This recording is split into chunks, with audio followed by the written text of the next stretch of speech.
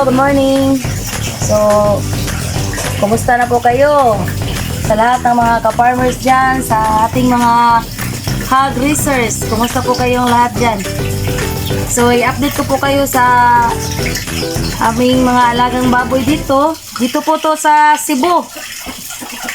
Yeah, dito po to sa bandang south ng Cebu. Doon naman po sa bandang norte ng Cebu. Doon po ang malakas po ang ASF ngayon doon. Dito naman po sa amin, meron din po. Swerte na lang din po kami na hindi po kami na anuhan dito sa ASF, pero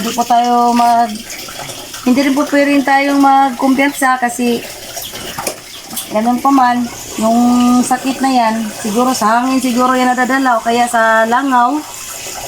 So, dito naman po, sa ating mga alaga, ito naman yung ating patiners. Bali, 2 buwan na po to. So, ako, bibihira na po ako na uwi dito. Ang nag-aalaga po dito sa ating mga baboy, yung kapatid ko, yung bunso kong kapatid. Tapos, dito naman po sa ating mga inahing baboy, 2 buwan na po silang nakastahan.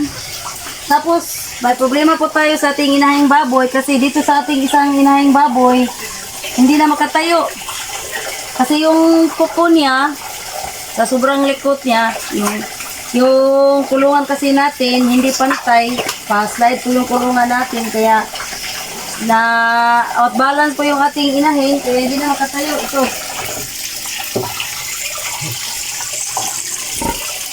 Namaga po yung paa niya sa hulihan.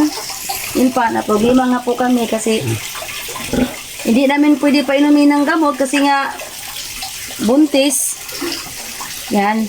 Si Mother Rosita. May mga pangalan po kasi yung mga inahin ko. Ito si Mother Rebecca. Ito naman si Mother Rosita. Si Rebecca at saka si Rosita. Maga po yung paa niya. Yung pinanglagay lang po namin, sabi ko doon sa kapatid ko na sprayan ng quick heal at saka nilagyan din po namin ng diesel para papataboy sa langaw. Effective din naman po yung diesel na pang-spray natin sa ating mga alaga kasi yung langaw hindi dumadapo sa ating mga alaga. Yan, sabi ko dalawang paa na yan ang natanggalan ng kuko. Tapos dito gumaling na yung isa. Dito na naman sa kabila. Ano kaya paki-comment na lang po kung ano po yung pwedeng gawin namin dito sa aming inahin. Kasi talagang inalalayan po ng kapatid ko kasi hindi na makatayo pag kumakain. Yun na lang, nakaupo na rin, nakahiga na lang, hindi na makatayo kasi. So, maswerte din po tayo na yung mga alaga natin, sa awa po ng ating Diyos, hindi po sila natamaan ng USF. Yun. Napakalaking lugi po talaga pag yung natamaan po yung mga alaga natin sa USF.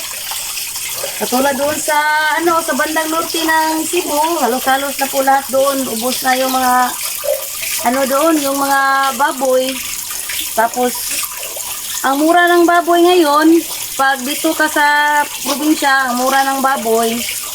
Tapos yun nga, siguro, alam niyo naman siguro lahat, yung mga research natin na ang mahal po ng pagkain natin sa baboy. Tapos kaya talaga yung kalugian po tayo doon, kung sila pong kikitain natin, kasi nga pag dito mura lang yung kuha sa mga ating mga namimili. Tapos mahirap din ang mga karning baboy ngayon dahil nga sa ESF. Yung sa akin naman, pag ako po yung ng baboy, kami lang po yung nagkakatay, dinadala ko po doon sa city, binibinta, doon ko po ibinibinta, pero ganon din po, nagbabayad din po ako ng sasakyan. So, parang pag ganyan-ganyan lang din ang ating kikitain. Kasi pag dito sa amin, nasa 220 ang kilo sa live. 220. Tapos, pag dito, okay lang. Di ka na magbabayad ng transport. Doon naman sa city, pag doon mo dinadala yung baboy mo, nasa sobra 300, pero nagbabayad ka pa ng transport. So, kikita din naman po tayo sa ating pag-aalaga naman sa ating mga baboy. Kikita din po tayo, pero hindi ganun kalaki. Sa lang po, sa pag-aalaga po natin dito sa ating mga inahin, dito po tayo medyo malaki-laki ang kita natin kasi hanggang 30 to 45 days lang naman, pwede na sila iwalay sa kanilang mga nanay, yung ating mga biik.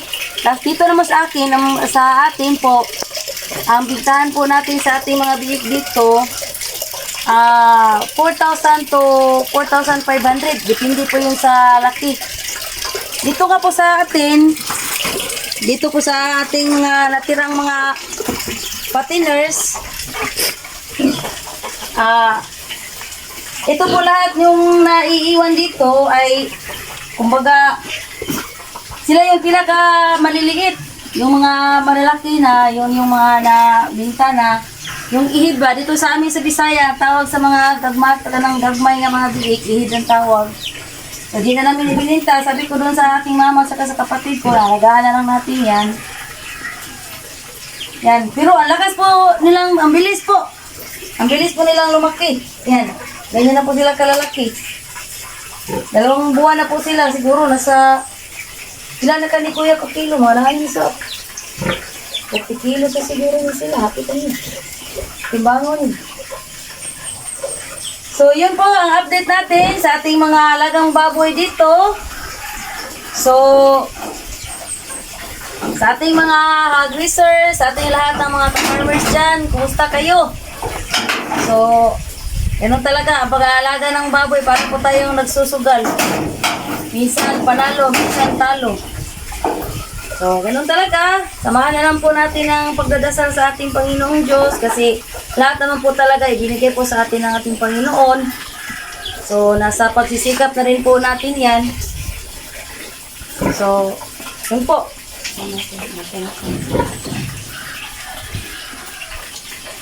Arisa.